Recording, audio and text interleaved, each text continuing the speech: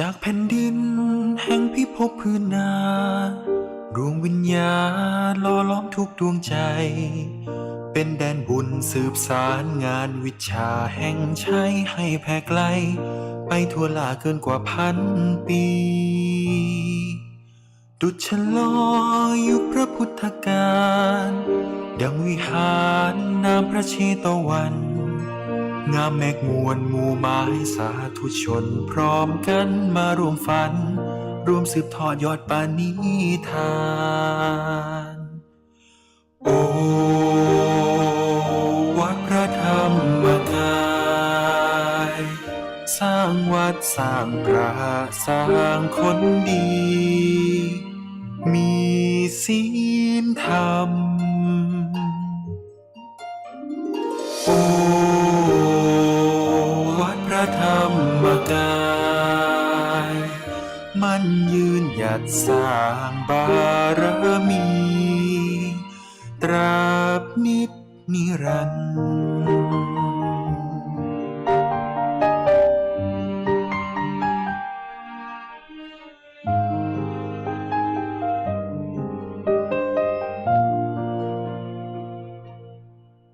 รวมทุ่มบุญและร่วมกันทุ่มใจนำธรรมใสไปในโลกาสากลสืบทอดปาณิธานอันสิริมงคลสร้างกุศลตามติดองค์ตะวันธรรมโอวัดพระธรรมกายสร้างวัดสร้างพระสร้างคนดีมีศีลธรรมโอวัดพระธรรมกายมันยืนหยัดสร้างบารมีตราบนิจนิรันดร์โอวัดพระธรรมกายสร้างวัดสร้างพระสร้างคนดีมีศีลธรรมโอวัดพระธรรมกายมันยืนหยัดสร้างบารมีตราบนิจนิรันดร์กราบบูชาพระรัตนตรัยและบุญใสปูชนียาจารย์จงอำนวยอวยชัยอวยพรให้ลูกหลานสุขสารานนิวัดพระธรรมกาย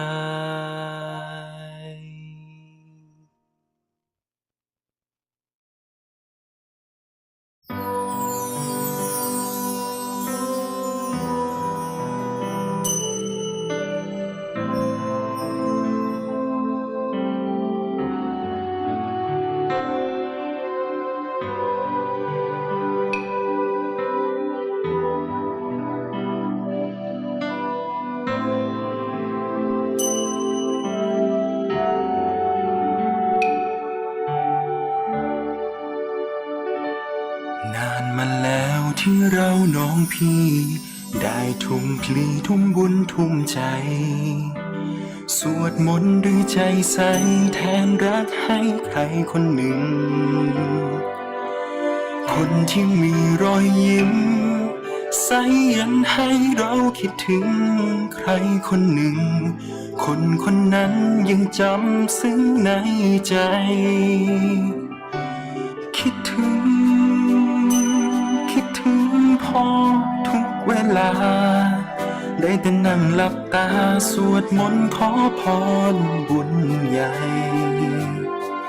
อธิษฐานต่อหน้ามหาเจดีย์แห่งองค์พระรัตนตรัยขอพรให้บุญใสๆพาใจพ้นพันธนาการสวดมนต์อธิษฐานภาวนาขอพรบุญจงนำพาให้พระพ่อมีสุขสันต์เราจะทุ่มสร้างบารมี สืบมหามโนปณิธานกว่าวันนั้นที่ภัยพ้นผ่านได้ดวงใจของเราหวนกลับคืนมาอยากจะบอกรักอยากบอกรักพ่อทุกนาทีว่าลูกพ่อคนนี้ยังรักพ่อล้นดวงใจภารกิจที่พ่อให้จดในกลางของกลางระหว่างหัวใจพ่อรออยู่ตรงนั้นใช่ไหมกลางใจของทุกคน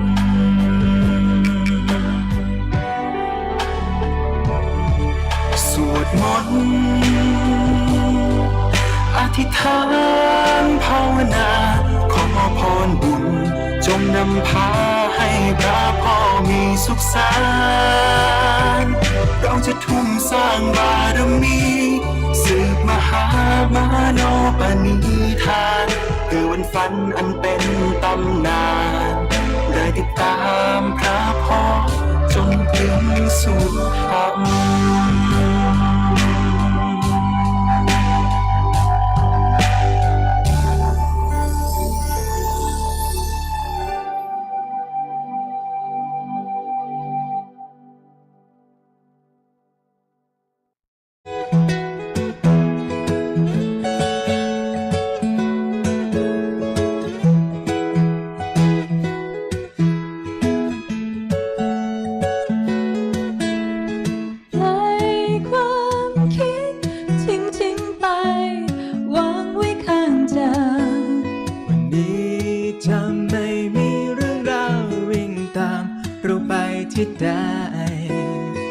ปิดทุกการรับรู้หยุดไว้เพียงหัวใจใส่กระเป๋าก้าวออกไป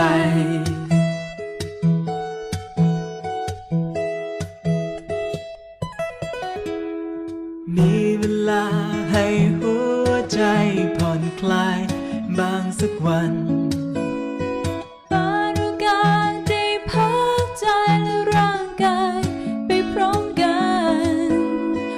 จะไม่มีความเศร้าสุขนั้นจะเพิ่มขึ้นพลันหากหยุดความคิดที่ล่องลอยสักวัน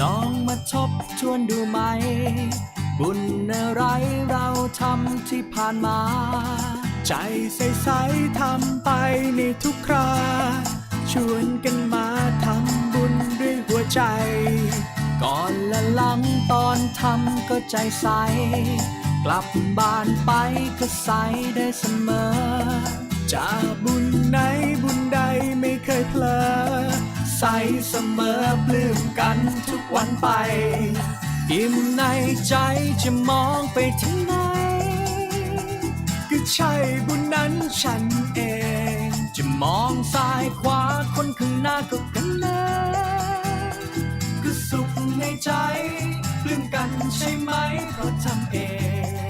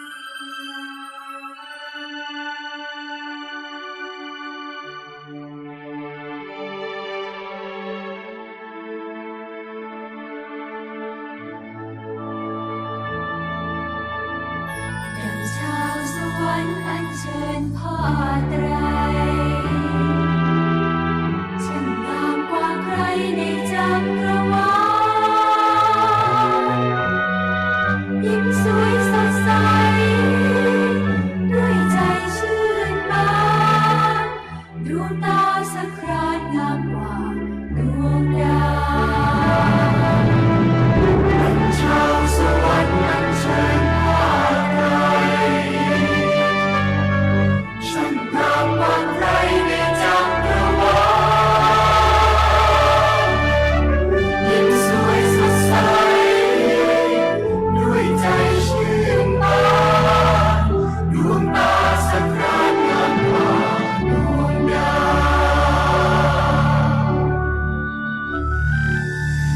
สุขใจเหลือเกินสองมืออัญเชิญด้วยใจสกาว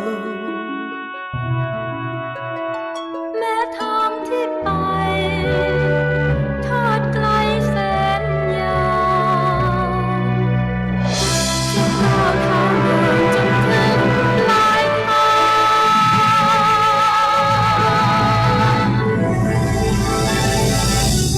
ชาวสวรรค์อัญเชิญผ้าไตร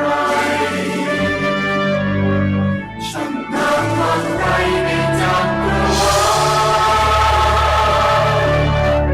ยิ้มสวยสดใส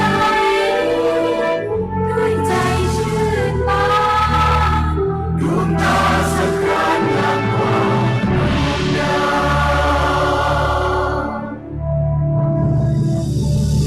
ด้วยความมั่นใจขอตามติดไปเพื่ออยู่เคียงข้าง ทุ่มเทตัดใจสร้างบุญทุกอย่างตลอดเส้นทางไม่พรากจากกัน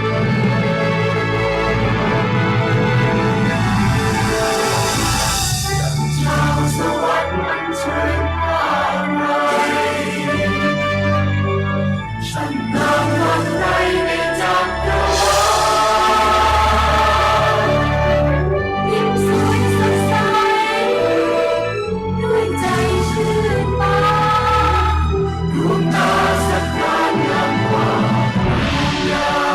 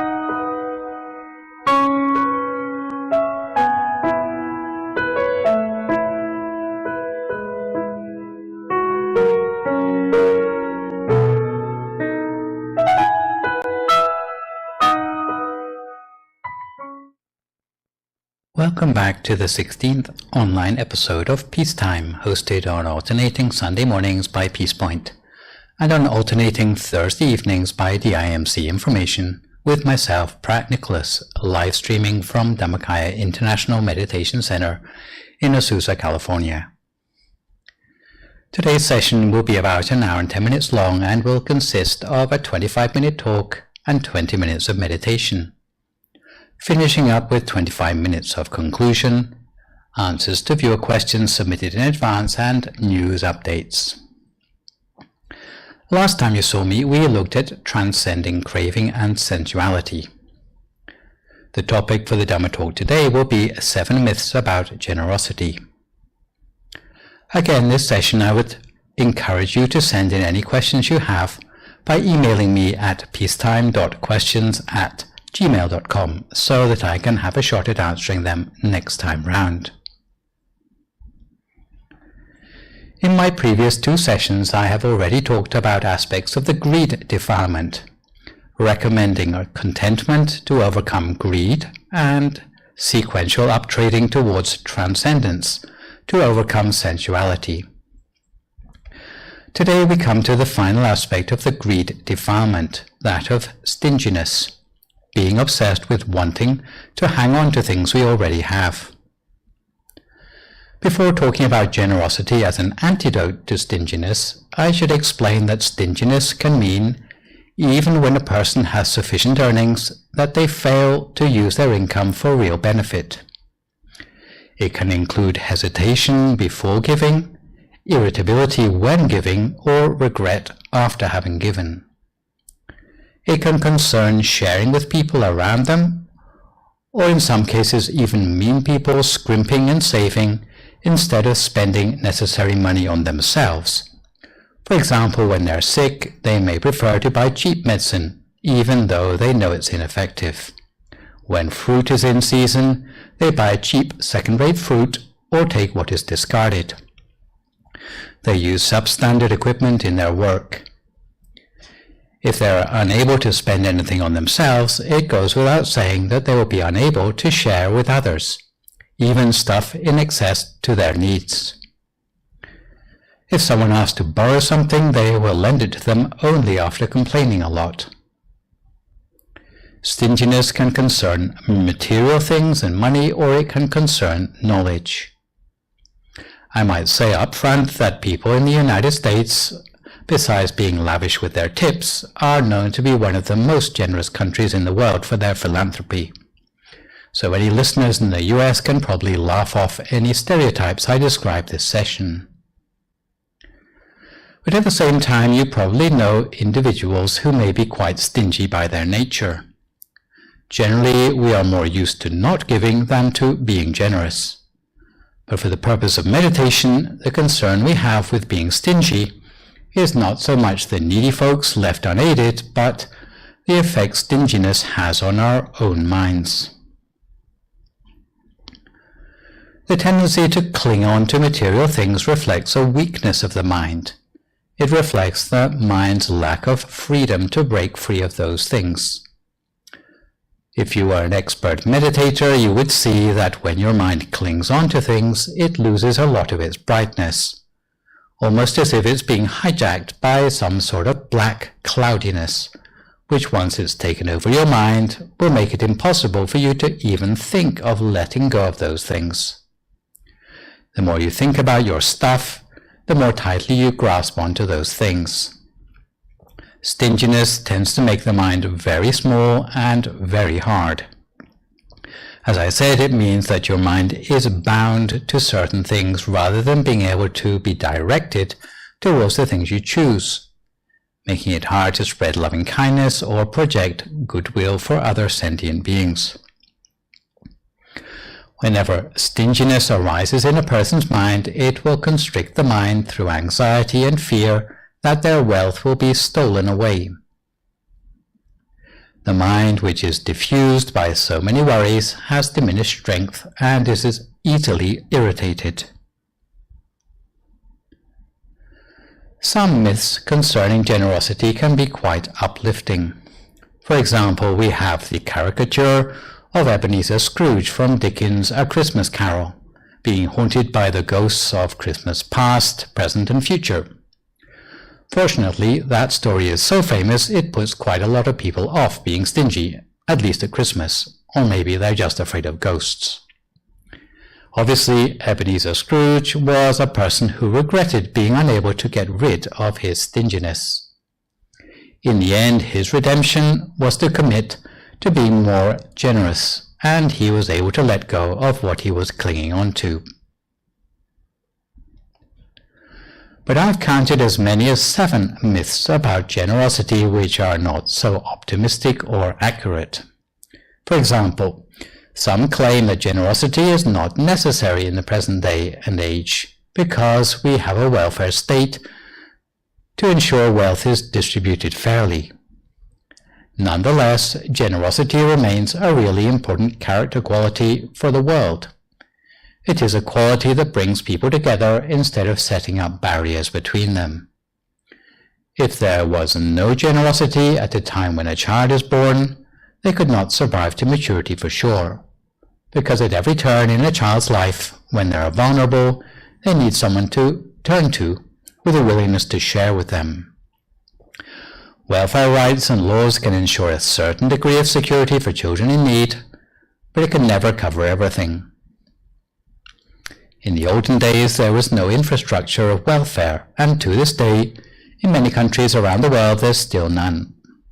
In such cases, people are completely dependent on personal generosity.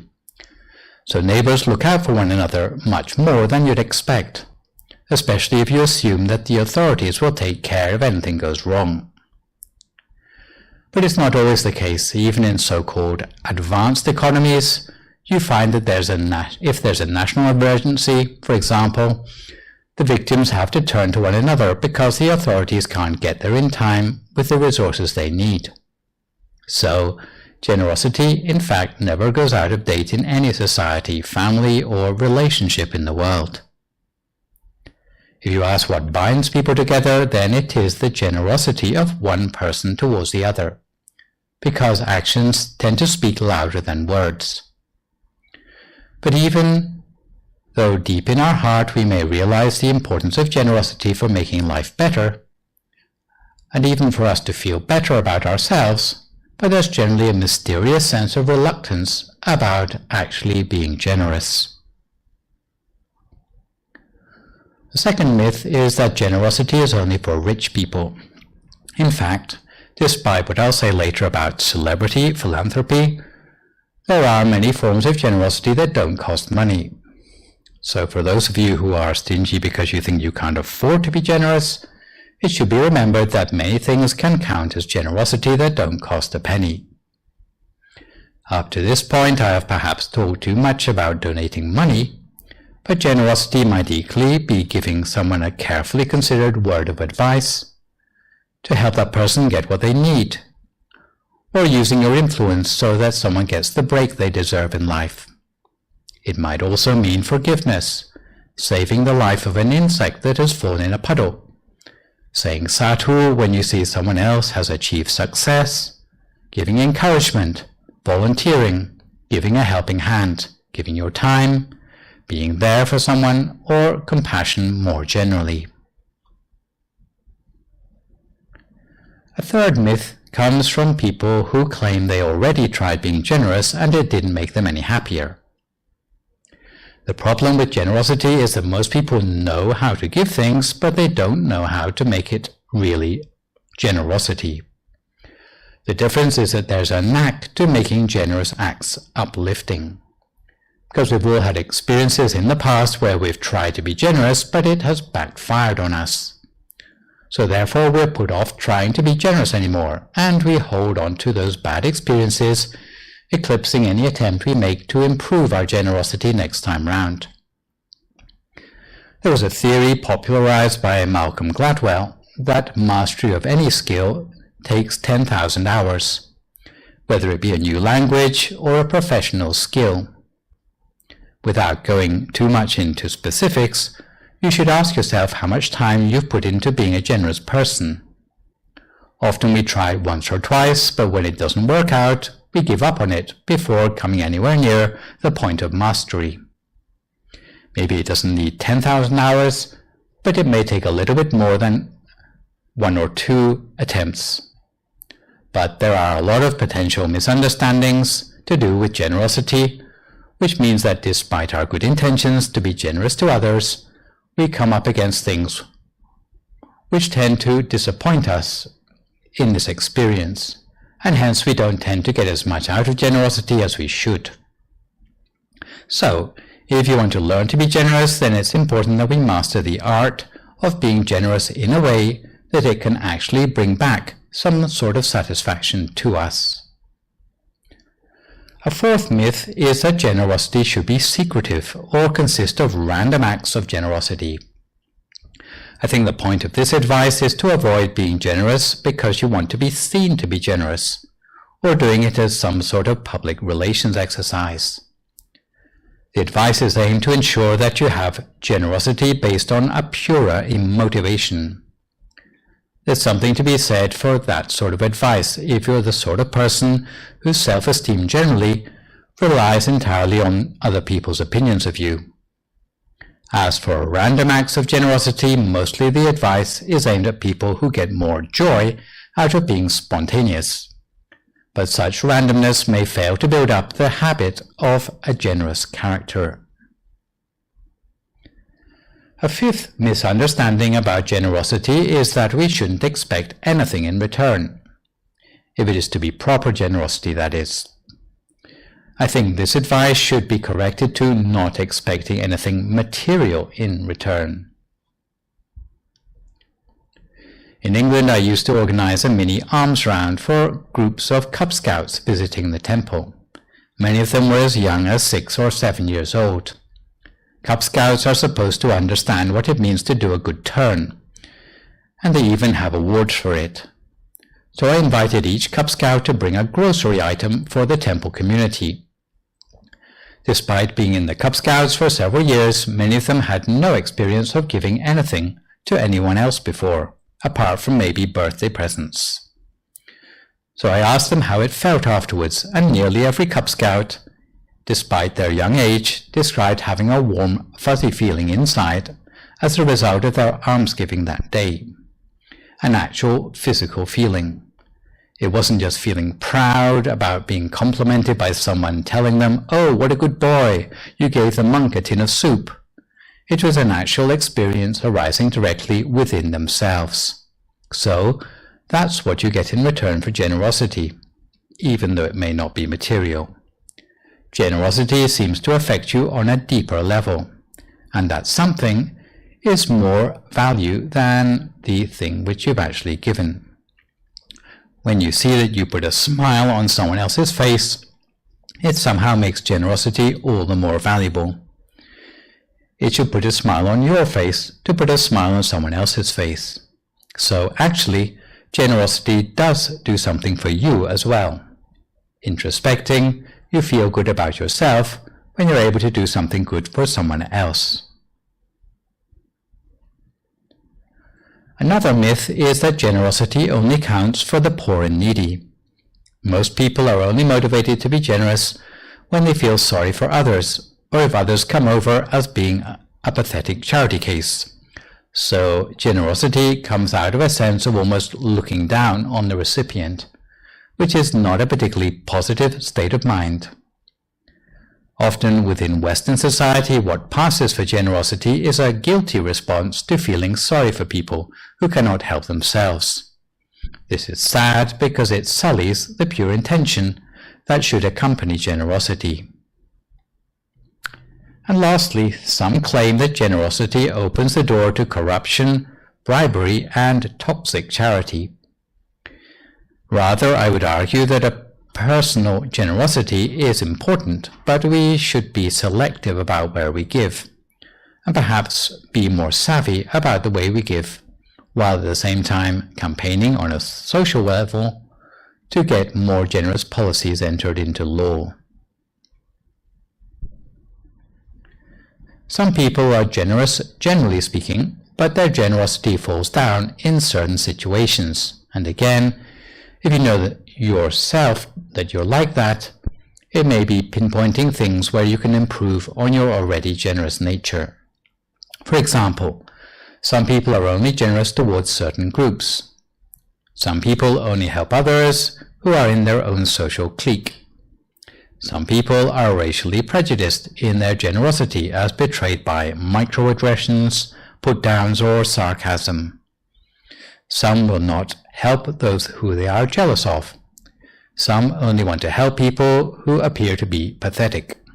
But don't assume all worthy recipients are going to be stereotypical charity cases, because sometimes a worthy recipient may be someone who is just your friend, someone who is, socially speaking, in a position no better or worse than you, or perhaps comparable to the way some people support political parties and candidates because they respect them.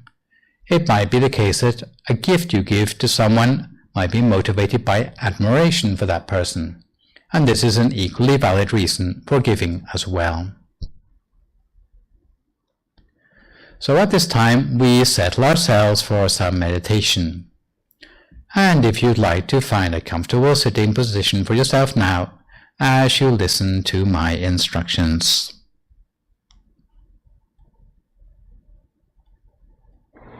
So we start by closing our eyes very gently. Closing our eyes in the same way we would close them to go to sleep. So not squeezing our eyes closed, just letting our upper and lower eyelashes touch gently together. And to relax our body, we start by taking a few deep breaths to ourselves. Breathing in to the full volume of our lungs, and then breathing slowly and smoothly out again. Once again, we breathe the cool, refreshing air from around us. And when we breathe out, we may imagine that we are letting go of any of the worries and concerns normally filling our mind.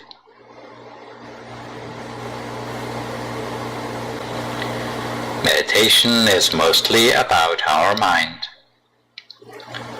But to put ourselves in a place where we can work with the mind, we need to attend to the relaxation of our body first of all. And we do this by what's known as a body scan, which means scanning down through the whole of our body, relaxing each and every muscle as we go. So starting at our forehead, we relax any tension in the muscles there. We relax our eyebrows and our eyelids. Checking once again that the way we've closed our eyes is as gentle as possible. We let the muscles of our face become soft.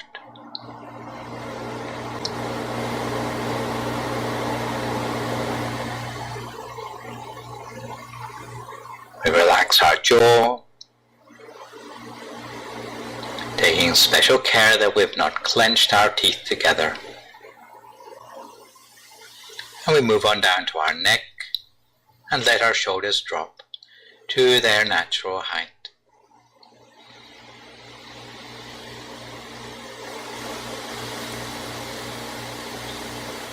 From there we relax our arms, our forearms, and then our hands and fingers, so that our hands are resting only very gently in our lap.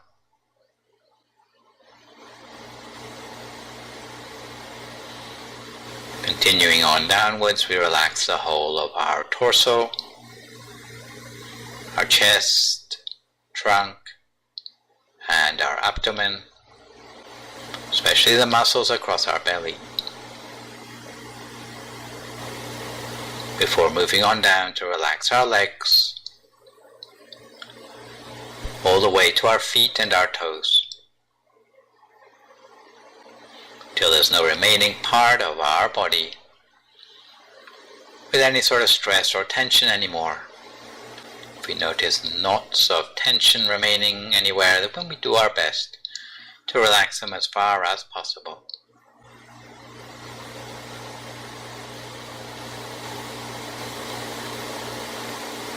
Almost to the point that our whole body seems to disappear or melt away into the atmosphere around us.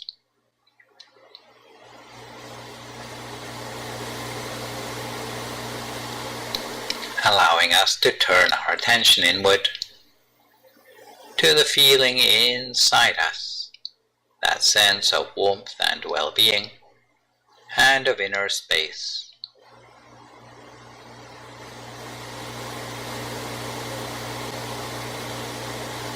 Something which by any other name we would call our state of mind.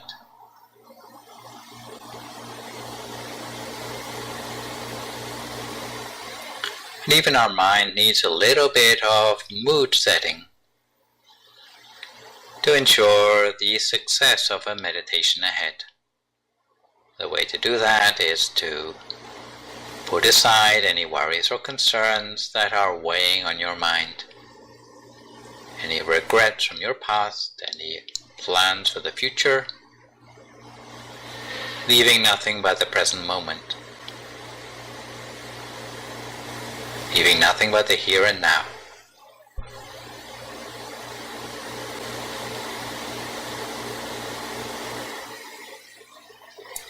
Bringing our awareness back within the space of our body to a safe place, a safe haven for the mind. Some people have described it like being a bunker that protects the mind. Because for as long as our mind is located on the inside, and is somehow buffered against the impacts of the outside world.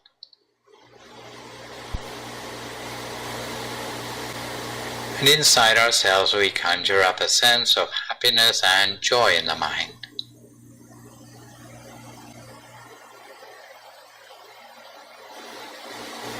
If happiness and joy don't come automatically to mind, you might cast your mind back to a time in your life when you felt truly happy.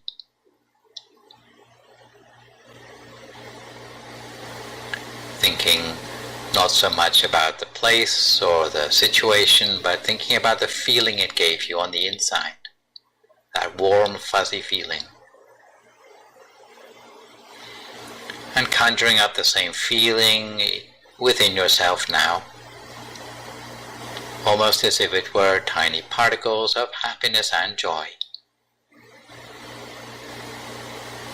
growing and spreading inside of yourself until it fills the whole of your body and mind,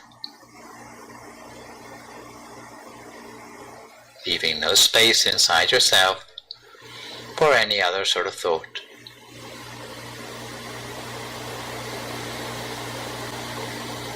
And when you feel relaxed and refreshed, both in body and in mind, very gently and using no effort at all, you can imagine that inside your body is just an empty space, a hollow cavity with no organs or tissues, muscles or bones. As if your whole body has been transformed into a sort of transparent bubble with nothing on the inside.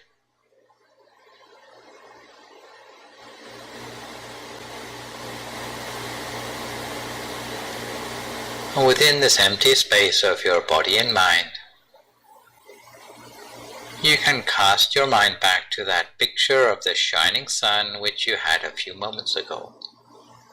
Or alternately, the full moon, a star, or perhaps a diamond in your mind. But this time we're relocating that imaginary picture to bring it within the space of our own body. We don't worry too much if the actual picture is not very clear. Even if it's vague, we accept it anyway. And for about half the people who meditate, it's more of a feeling than a picture. We may guide that object down within the space of our body by how it feels, the warmth or the shape and texture of the object. And we bring that object slowly downwards within the space of our body, almost as if we were slowly breathing the object down to the deepest point of our breath, or as if we were gently swallowing the object down within ourselves to reach the very deepest point of our stomach. And once it reaches that point, or a point that feels comfortable for us down inside ourselves, we gently maintain that inner picture at the center of ourselves as continuously as we can, or as long as we can, not letting our attention slip away anywhere else if we can help it.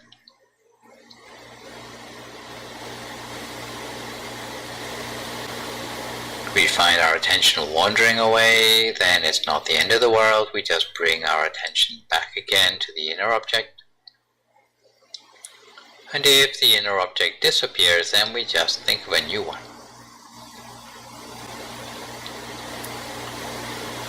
As for the possible problem of there being thoughts in the mind, if the thoughts are at a low level,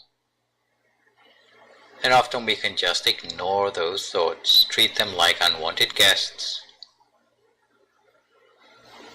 to the point they will eventually die down into silence all by themselves, almost like guests that go away if you don't bother giving them too much hospitality. Go away even without a confrontation. But if you're one of those people who tend to have a lot of thoughts going on in the mind, then it may be the case that you need to make use of that traditional mantra, the words Samma Arahang, or equivalent.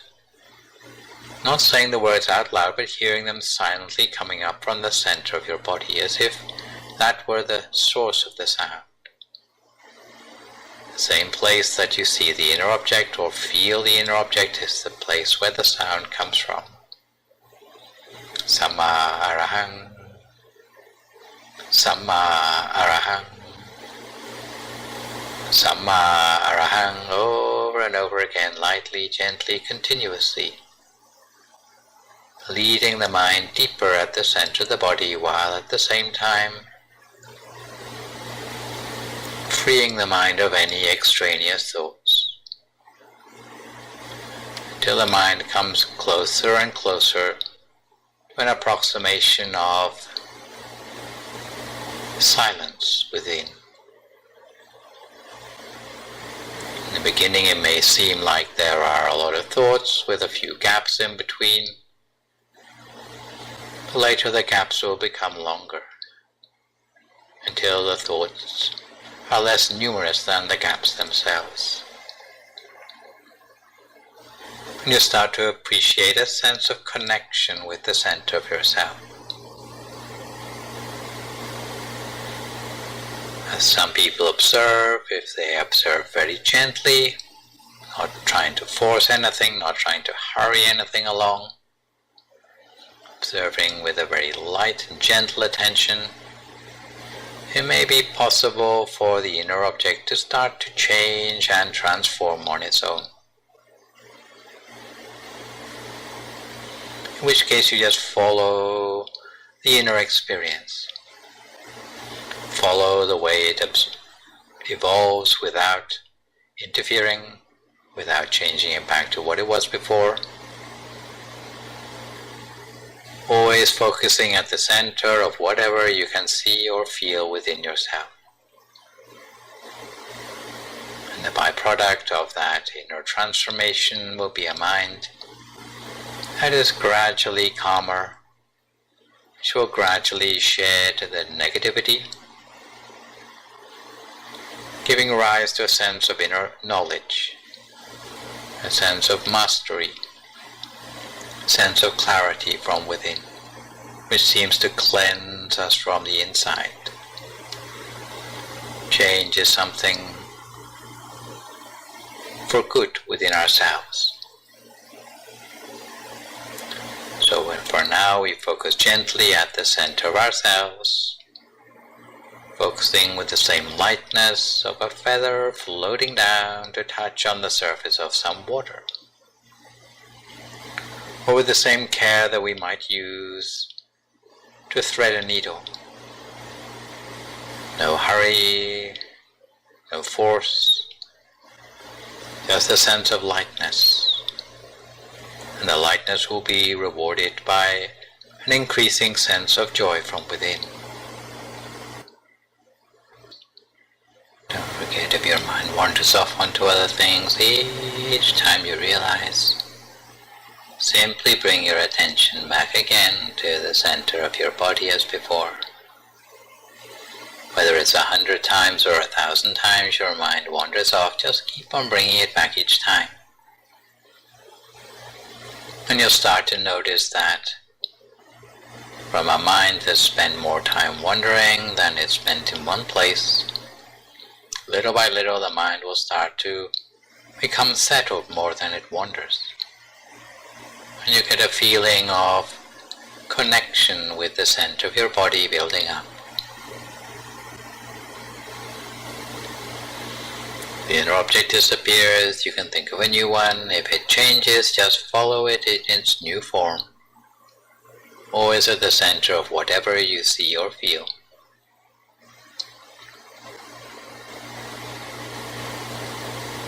And with meditation, practice makes perfect.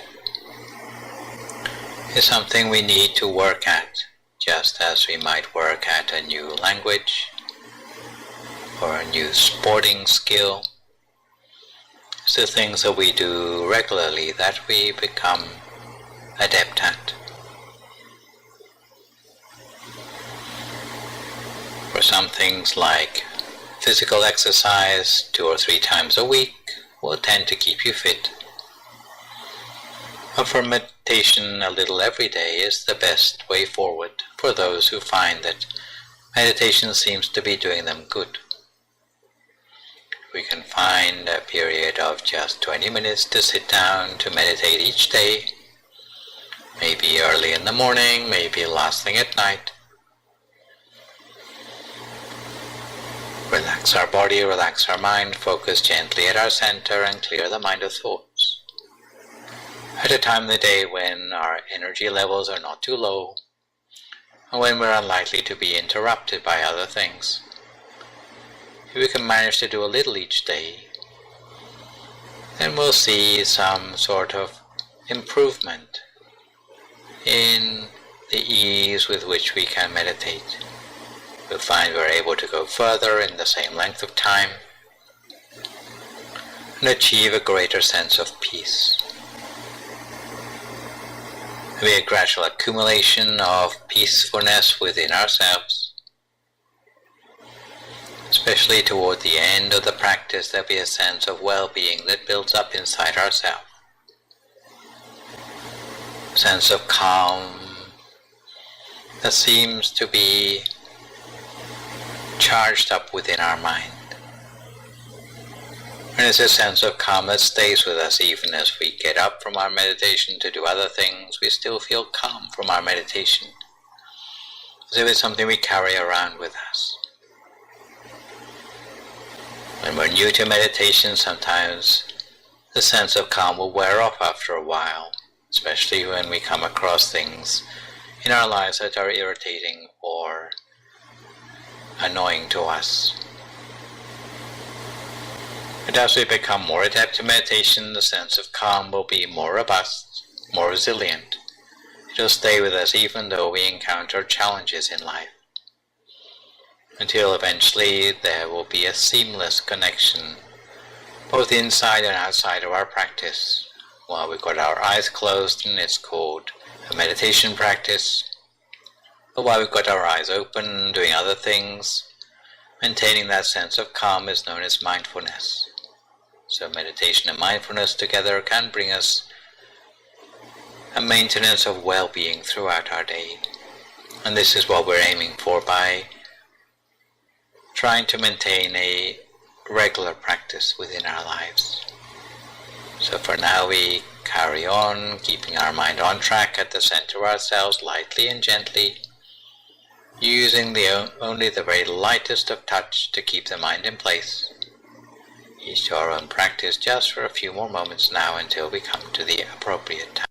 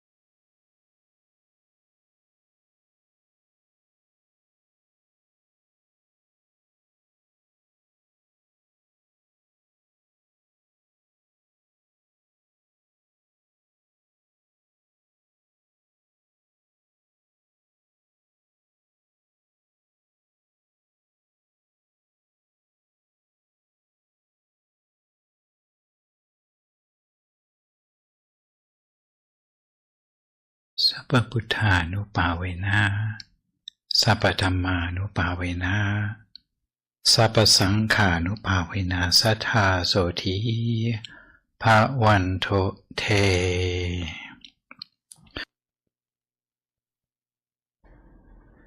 So if you'd like to come to the end of your meditation for today, you can gradually open your eyes again. If you feel at all uncomfortable, then slowly try changing to a more comfortable position and gently finish your practice.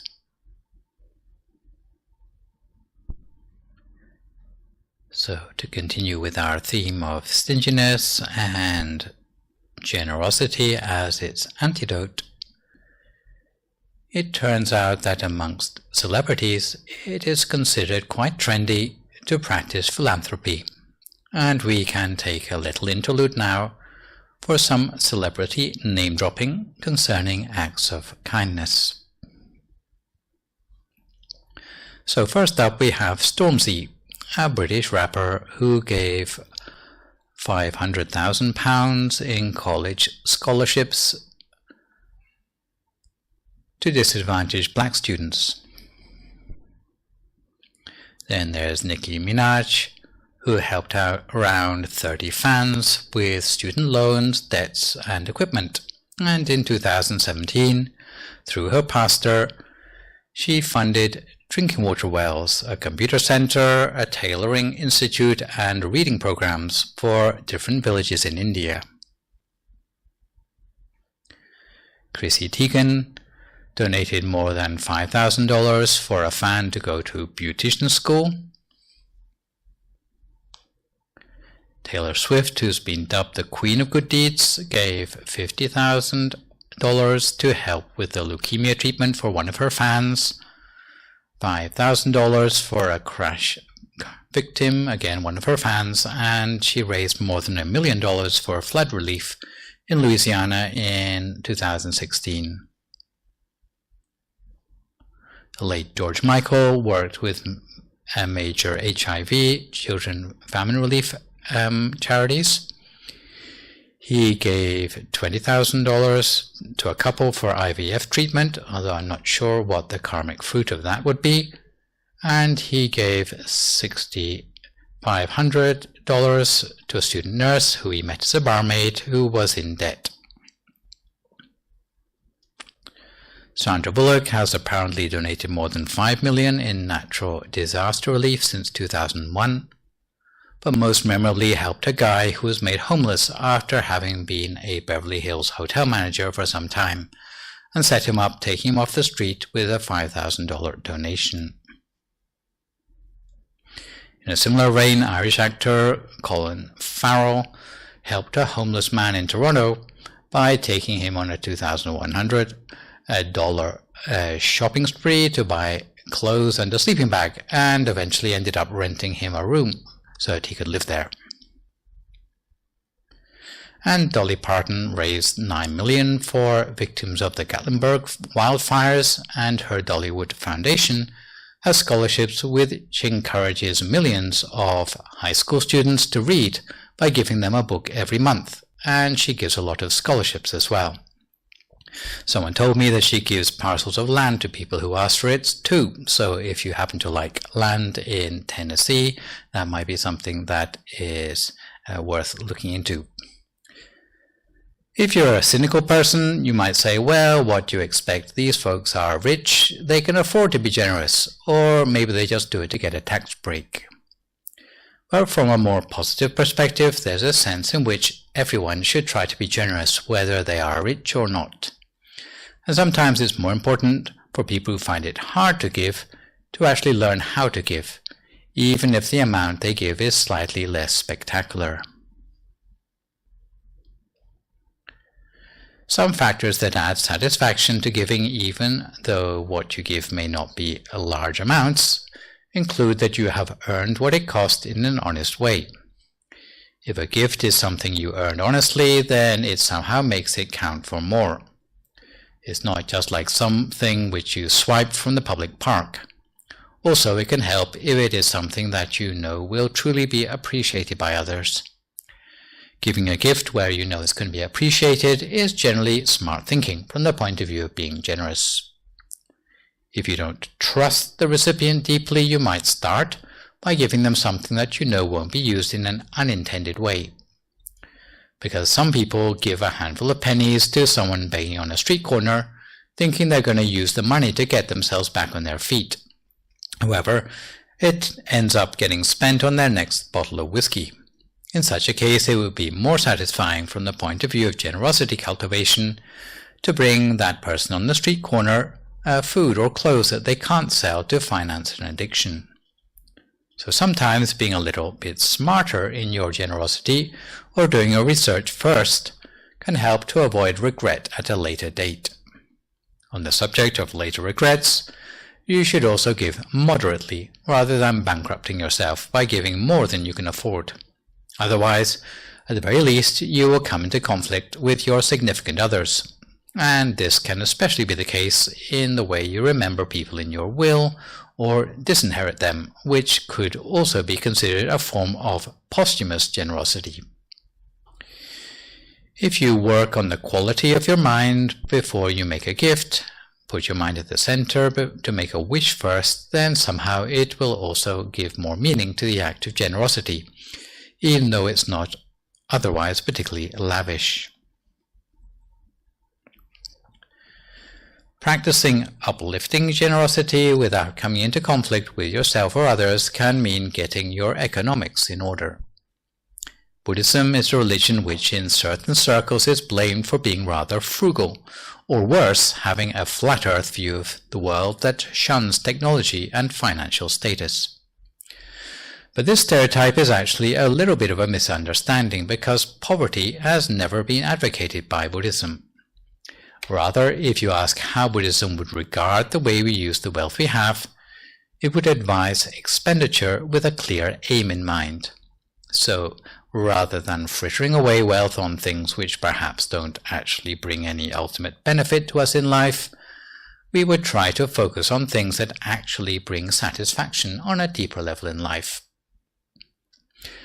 The diagram on the slide is one way of looking at how you can be more focused in the way you have an attitude to your wealth. It's been nicknamed the 4 chambers of a millionaire's heart, because if you have nothing but these 4 qualities, even on a low income, you will eventually manage to achieve wealth. These 4 factors are in fact nothing very fancy or mystical. They're just what the man in the street needs to practice to get by and enjoy happiness in this life. They say basically that if you spend less than you earn, then you end up with something left over to save. That is basic math for you. By following this plan, then having something left over allows you to make generosity part of your life in a more regular way. Generosity means sharing with others, but it's said to be only one part of the whole process of becoming a generous person. For the sharing to be uplifting, a person who is wealthy enough to be able to share needs also to be a person who is diligent and honest in the way they acquire their wealth. Secondly, most people who are lucky enough to be wealthy generally need to be quite careful with their assets. They can't afford to just throw money from the windows. As a person careful enough about money to be able to practice generosity, one needs to be careful about stewardship of wealth, so that it is not lost, stolen, or frittered away. It is a part of being a person savvy enough to manage their assets properly. You need to look after what you manage to earn carefully. A third factor is the company you keep.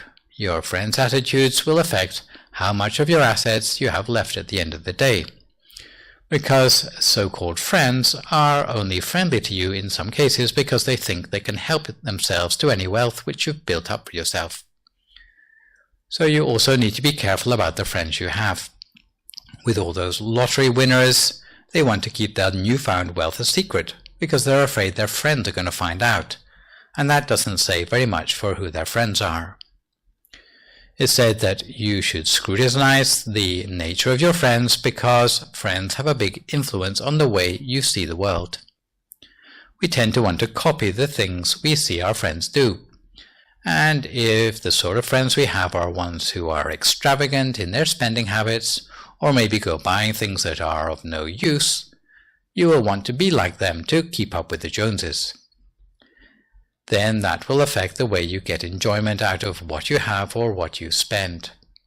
So it's said that before you think about how you're going to spend your money, you should get yourself a sensible set of friends first, otherwise you will lose sight of your priorities in the way you use your wealth.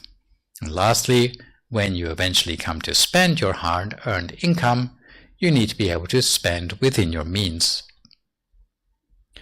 If you can manage all four factors and you have quite a lot left over at the end of the day, part of which you can channel into your practice of generosity, the way you spend should be within your means. So if you're not very well off, you shouldn't go around like a big spender. But if you are better off, maybe you can afford to spend more on things which are maybe not just a benefit for yourself, but maybe for the benefit of people around you too. Part of giving in a way that doesn't cause conflict with oneself or others is budgeting. Some people are so fond of generosity that they actually plan how much they would like to set aside for charitable good works. In some religions, they even set a target for you. In Islam, zakat is set at 2.5% of your income. From the point of view of Buddhism, they try to work out the answer by drawing pie charts. And this pie chart has 5 segments to it. And you shouldn't take the 5 parts as meaning 20% because they might not be equal. It's just that they all should be represented. But supposing your income is the whole amount in this diagram, then what you would actually use on a day-to-day basis would be just one of these 5 segments. And if you are working, and this advice is from a time when there was no welfare state, then obviously you've got your working capital, which is to do with the turnover in your business. On top of this, you need to put aside something in case of emergencies, just in case your medical insurance doesn't cover everything. And for the third segment, if you want to keep your friends, then you need to put aside something for maintaining friendship. Even things like being hospitable to friends visiting you from out of town. They go into more detail on business finances, which can be divided into your immediate needs, business emergencies, so that's not the medical ones, and a reinvestment. And they actually put figures on that. 50% is recommended to be reinvested. Because not everyone reinvests the same amount. It turns out that Chinese people tend to reinvest a lot more, for example, than Indian people. I was once in the United Arab Emirates, and they invited a whole lot of Indian people to set up businesses there. But the moment the Indians started to get a lot of money, they sent it all back to India. So the Emiratis weren't very keen on Indians anymore because they had given all these businesses special visas to come and work in their country in the hope of stimulating wealth and a better economy. However, all the Indians did was to line up to send remittances back to India. So the latest idea in the UAE is to invite over a whole bunch of Chinese people because they do like to reinvest their money in their businesses. And for the last segment, there are financial tributes, so-called, of various sorts. And this is of particular interest to us in this session because it's where generosity comes in. Tributes towards your extended family are something we already heard about in some of my most recent sessions. And there are tributes needed for us to provide hospitality.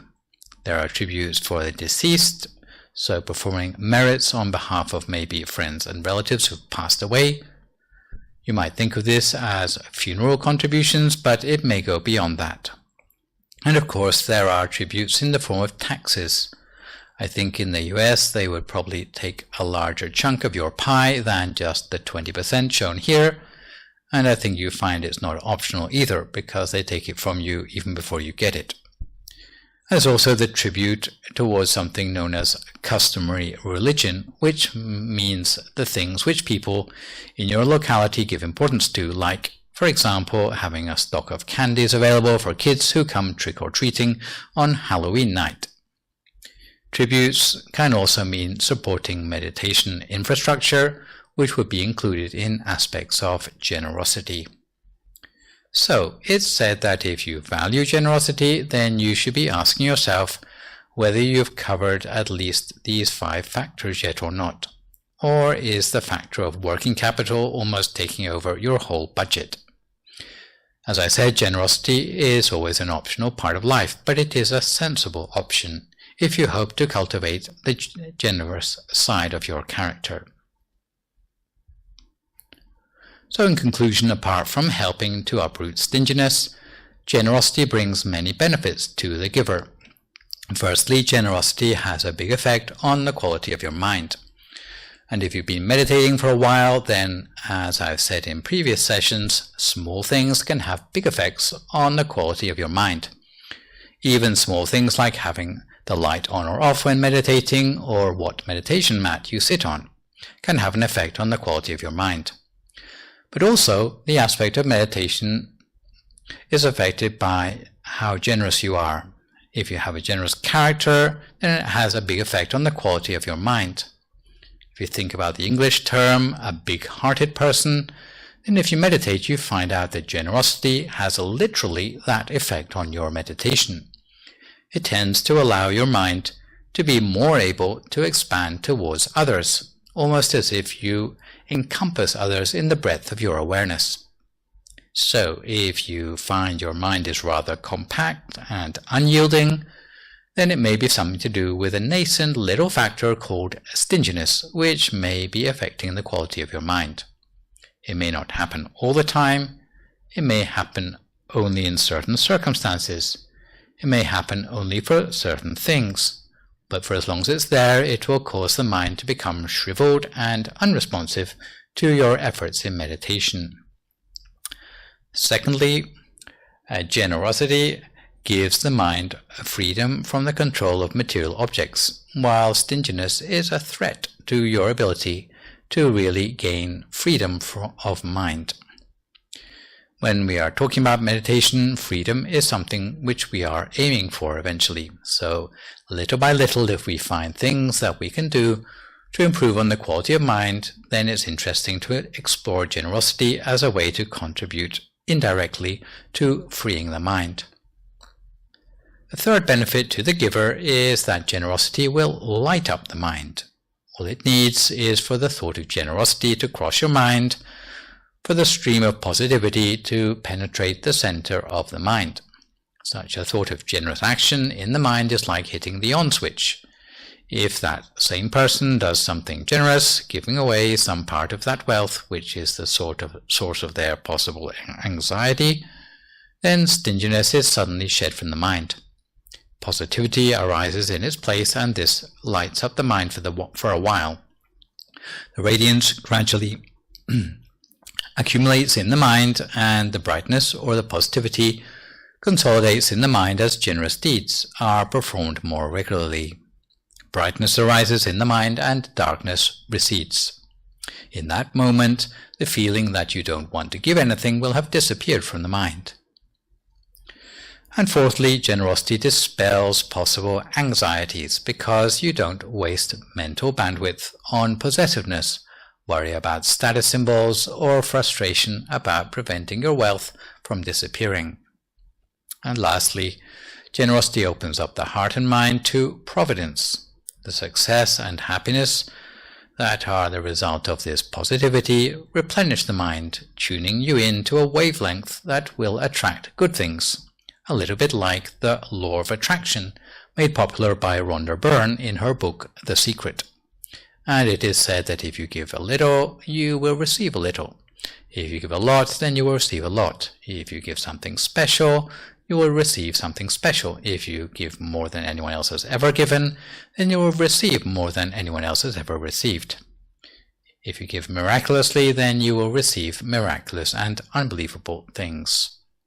So, in conclusion, if you can look beyond the 7 myths concerning generosity, you will be able to make sure your generous actions are uplifting and really serve to reduce the stinginess in your mind. But if you are going to become a charitable benefactor, make sure that your giving aligns with all the characteristics that I mentioned, whether it be giving with optimism in the favorable outcome of a good deed, giving with respect rather than looking down on the recipient, giving in a timely manner, giving with a thought to help the recipient, and giving without coming into conflict with yourself or others. So, somewhere in there, hopefully there's useful advice for ways your generosity can bring happiness to others and, on a deeper level, happiness to yourself, to keep that hard nutshell of stinginess away, so that one day you can appear in the lineup with all the Nicki Minaj's and Sandra Bullocks of the world. So we turn now to answer the questions sent in by viewers, and this week the question comes from Trang of Orange County, California. Here comes the question. I know sharing and supporting the temple and Sangha community is a good thing, and we should all try to do it. But I am put off by some supporters who are always reminding me to say Sadhu or calling things a big boon, which makes it seem like Dhammakaya Buddhists are only donating or doing things in order to pray for something in their life. I do understand that it's a good thing to donate, but I wonder if I'm uncomfortable about others' meritorious deeds because I don't have the ability to donate as much as they do. It makes me think lay people at DMC focus too much on donating, and it is unnatural to talk about merits all the time. For me, when I do good deeds like donating, I just do it, and I don't think it has to come back as good things in my life. What should I do when I don't feel completely happy when I see DMC laypeople donating a lot and talking about their merits? Hi Trang, and thank you for your question, which fits well with the topic of my Dhamma talk today. I understand how you feel about the behavior of some enthusiastic DMC members, especially always saying Sadhu and putting a lot of emphasis on giving donations. Some DMC people behave a lot like evangelicals in this way, and personally, I think it is inappropriate for the Western world, although a lot of Asian people seem to be okay with it. I think it's important to remember that merit is the feeling of joy inside you. It's not something you can quantify like the price of a donation. Although there may be big boons or merits and maybe medium and small boons, ultimately it is how it makes us feel on the inside which determines how much actual merit is deposited in our heart.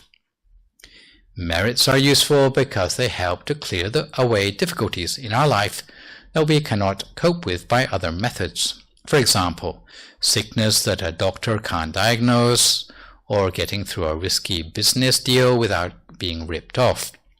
Personally, I do believe merit helps in this way because I've encountered examples of this firsthand. Some merits are stronger than others in my experience, especially the offering of sustenance to the Buddha on the first Sunday of the month, known as Puja Khao Pra, or making the Buddha images on the pagoda in Thailand. As for donations, the question you need to ask yourself each time you plan to make a donation is, how much would I need to give for me to feel happiness and joy about this donation? One important factor for merit to happen and give you joy is that you should be happy and willing to participate without feeling pressured. If the answer is, I would be happier not to give something on this occasion, then you should not give it, or you should just give an amount that does not matter to you. As for saying Sadhu back to people who are always telling you about their merits, I think it's not a big problem because it doesn't actually cost anything to say Sadhu back. Maybe just regard the messages about all the merits from other people as just being friendly and regard them as FYI. I should add that many people in DMC try to have a part in every merit announced by the main temple in Thailand, however small, so as not to miss the so-called last train to Nirvana. And this is great if you can afford it, but otherwise I would advise choosing a sort of merit donation that you know brings you joy, and do that one regularly. It may be bringing food for monks on Wednesday or Saturday, or releasing fish. It can even be practicing precepts or meditating, because all these produce merit without involving donations of money. It takes a while to trust in merit coming from donating money, and you cannot hurry the process. It can take many years for it to kick in, so in the meantime, you should try to find merits that you can trust. So let me just finish up with a couple of news updates, one about temple support and the other my usual PSA about the availability of meditation teaching in English. At the moment, as you probably know, despite certain relaxation in the social distancing regulations in California, the activities at the temple are still pretty much limited to those we can share online, as the temple buildings remain closed to the public, with no monks going outside the temple gates and no community members coming into the temple building, at least until the risk of the pandemic has passed. We continue to remain cautious to avoid a second wave. Nonetheless, we continue to receive so-called curbside or drive-through donations of food and requisites, usually between 9:30 and 11 a.m. every day. Anyone wanting to make a contribution to the temple, as long as you wear a face mask and keep your distance, can visit the temple between 9:30 and 11 a.m. each day, and at least 2 monks will be waiting at the temple gate dressed in PPE to receive the donation and give a blessing. If there's time to spare, the monk may lead a short meditation for the people who are gathered there. On Wednesdays and Saturday mornings, it will always be monks on duty who can speak some English. In the meantime, although all of us hope the present situation will not go on too long, the silver lining for the crisis is that there are additional ways which temple devotees can show their support for the temple without attending in person. If it's not convenient for you to visit the temple, don't fret, as you can still make a donation to help keep the temple lights on by mailing checks to the temple address or by making a bank transfer. Online transfers can be made by Venmo or Zelle. The special merits arising for those practicing generosity in these times of adversity are that you will have a life free of obstacles and danger, you will gain mastery of all forms of knowledge, prosper in your duties, have special insight into Dhamma teachings, attain purity with ease, breaking free of the defilements in the mind. You will gain wealth on worldly, spiritual, and transcendental levels, allowing you to pursue perfections with ease all the way to the attainment of the utmost Dharma, and the whole temple would like to rejoice in your merit on this occasion. Meditation is particularly valuable in this COVID era to help us cope with the dysphoria of the new normal.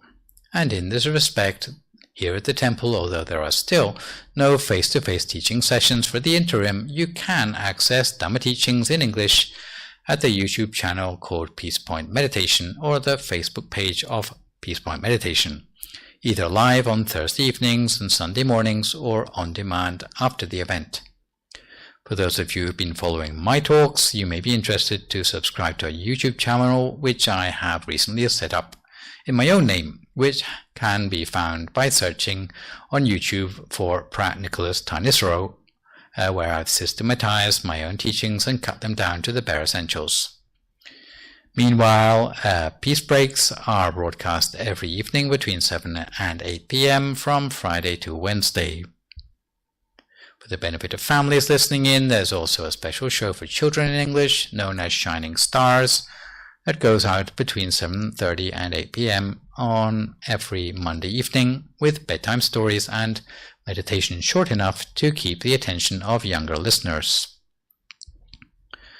And outside the live streams and on-demand programming, there's also the MindGem app, which you can download for free, allowing you to listen to meditation and Dhamma talks in English on your cell phone or even when you're offline. So this session we have looked at the topic of 7 myths about generosity. For my next session online with you, which will, fingers crossed, be a week on Sunday morning and a week on Thursday evening, we'll be moving on to look at the subject of compassion. And for good measure, I would like to remind viewers that even better than posting thank you or great talk or sadhu in the broadcast comments, you can email your questions about meditation or what you've heard in the lecture to the address you can see spelled out in the slide. and I will do my best to answer these on my next session. In the meantime, try to stay healthy, avoid recklessness or complacency in the face of the virus, maintain a positive mood, speak only positive words, forgive others, extend good wishes to others, and meditate daily. Try not to get caught up in any of the myths about generosity, and on the contrary, cultivate generosity wisely to overcome any residual stinginess in your mind. So today, this is me, Prat Nicholas Tanisro, signing off for this session. So long, folks, and stay safe.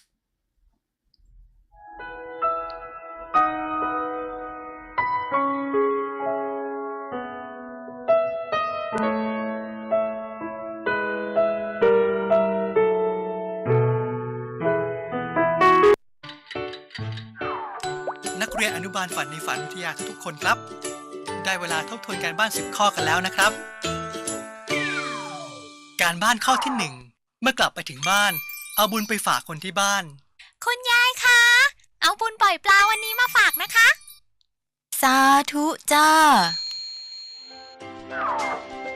การบ้านข้อที่2จดบันทึกผลการปฏิบัติธรรมการจดบันทึกทำให้เกิดการทบทวนทำให้ปรับตนได้จับอารมณ์ของตัวเองว่าอย่างไรจึงจะทำให้ธรรมะดีอย่างไรทำให้การปฏิบัติถดถอยหรือละเอียดได้ไม่เท่าเดิมการบ้านข้อที่3ก่อนนอนนึกถึงบุญที่ได้สั่งสมมาทั้งหมดทุกคืนก่อนล้มตัวลงนอนหรือก่อนเข้านอนหรือเมื่ออยู่ในช่วงเวลาก่อนนอนให้นึกถึงความดีที่ทำมาตลอดวันตลอดสัปดาห์ตลอดเดือนตลอดปีโดยเริ่มต้นที่บุญหรือความดีที่ประทับใจที่สุดเพื่อให้เกิดความปิติการบ้านข้อที่4หลับในอู่แห่งทะเลบุญให้เราหลับอย่างมีสติหลับไปในห้วงของความสว่างในห้วงของความสงบหรือหลับไปในปิติหลังจากที่ได้นึกถึงบุญที่สั่งสมมาทั้งหมดแล้วนะคะการบ้านข้อที่5ตื่นในอู่แห่งทะเลบุญเมื่อตื่นนอนให้ตื่นในความสว่างไสวตื่นอย่างสดใสตื่นอย่างอารมณ์ดีการบ้านข้อที่6เมื่อตื่นแล้วรวมใจเป็นหนึ่งกับองค์พระ1 นาทีในเช้าวันใหม่สิ่งแรกที่เราต้องฝึกคิดถึงเป็นอันดับแรกคือองค์พระสัก1 นาทีและใน1 นาทีนั้นให้เรานึกว่าเราโชคดีที่รอดตายมาได้อีก1 วันแล้วแผ่เมตตาขอให้สรรพสัตว์ทั้งหลายจงมีความสุขอันตัวเรานั้นตายแน่ตายแน่การบ้านข้อ7ทั้งวันให้ทำความรู้สึกว่าตัวเราอยู่ในองค์พระองค์พระอยู่ในตัวเราตัวเราเป็นองค์พระองค์พระเป็นตัวเราหมายถึงการทำใจให้ผูกพันอยู่กับองค์พระใจเรากับใจพระจะได้เป็นอันหนึ่งอันเดียวกันเพื่อชีวิตจะได้อยู่ในความปลอดภัยร่างกายจะได้แข็งแรงเพราะการที่ใจอยู่กับพระกระแสของพระก็จะเข้ามาหล่อเลี้ยงอยู่ตลอดเวลาการบ้านข้อที่8ทุก1 ชั่วโมงขอ1 นาทีเพื่อหยุดใจนึกถึงดวงองค์พระหรือทำใจนิ่งๆว่างๆที่ศูนย์กลางกายฐานที่7การบ้านข้อ9ทุกกิจกรรมตั้งแต่ตื่นนอนไม่ว่าจะเป็นการล้างหน้าอาบน้ำแต่งตัวรับประทานอาหารล้างจานกวาดบ้านออกกำลังกายขับรถทำงานให้นึกถึงดวงหรือองค์พระไปด้วยให้ธรรมะสุขใสไปกับวันเวลาและภารกิจการงานนะครับการบ้านข้อ10สร้างบรรยากาศให้ดีสดชื่นด้วยรอยยิ้มและปิยวาจาบรรยากาศที่ดีเริ่มจากตัวเราเมื่อเราส่งรอยยิ้มและปิยวาจาออกไปคนอื่นก็จะรู้สึกดีและเกิดบรรยากาศที่ดีทำให้ใจของเราดียิ่งขึ้นนุ่มนวลยิ่งขึ้นนะครับเพื่อรักษาใจของเราให้ใสได้ทั้งวันอย่าลืมทำการบ้าน10 ข้อนะครับ DIMC DIMC the only one channel